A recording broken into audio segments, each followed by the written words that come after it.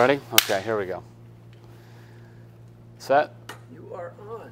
All right, as the Cavaliers get ready to play Game 3, I was thinking they kind of have a lot of baggage, or in this case, a lot of stuff in the box that they might be carrying into that game because of different things that happened in the first two contests in Golden State. They lost them both.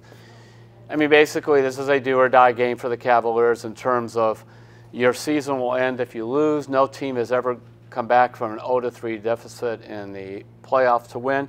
But I was kind of like, so what are they dealing with there? What's going on? I mean, the first thing, and it came up again, this is a clock time.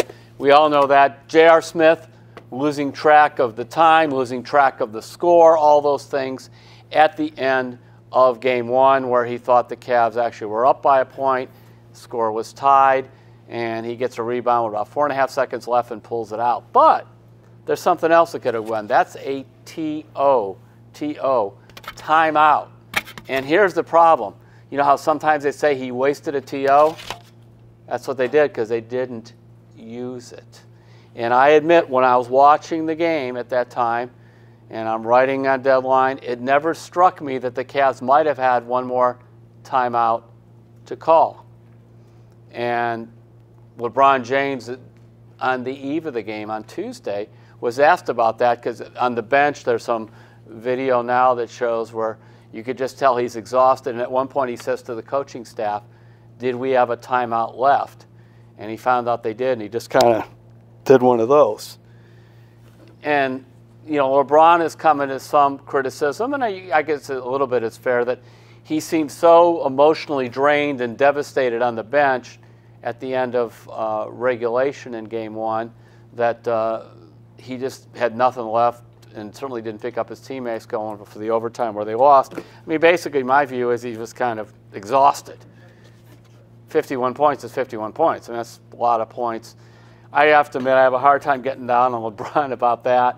In fact, one of the things that LeBron was asked at the press conference is, well, didn't you think you should pick up your teammates some?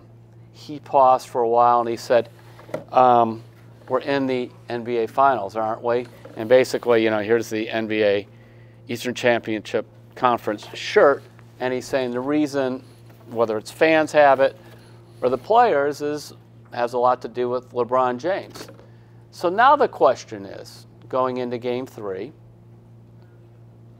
how do they deal with a lot of the baggage? Can they just dump it and really play a good game and fuel off the home fans? Or is this something they could carry around? Because truthfully, I think a lot of us, even though in our own life, I mean, we could just feel like we're in the dark by all the things that have happened in the past. Players are no different. You could ask about J.R. Smith, for example. Was he impacted from Game 1 to Game 2? When he came out, it was introduced, and the Golden State fans gave him a standing ovation. And then when he went to the line, they chanted MVP.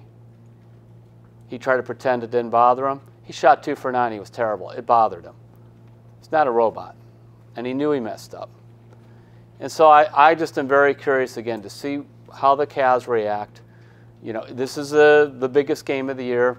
And one last thing, and this came from Brad Stevens. He's the coach of the Boston Celtics. And for years, Brad was a college coach at Butler. And he said one of the things he has learned now with the Celtics, and the last 2 years the Celtics have lost to the Cavaliers in the Eastern Conference Finals, he said a big lesson he's learned is the stamina it takes to get to the NBA Finals. Not just physical, but emotional and mental. Because there are times when a team is going along and suddenly realizes that it's not going to happen. We're out of gas. We're done. And those are going to be questions the Cavs are going to be facing in Game 3. Are they done? Are they out of gas? Or do they have one more big push in them?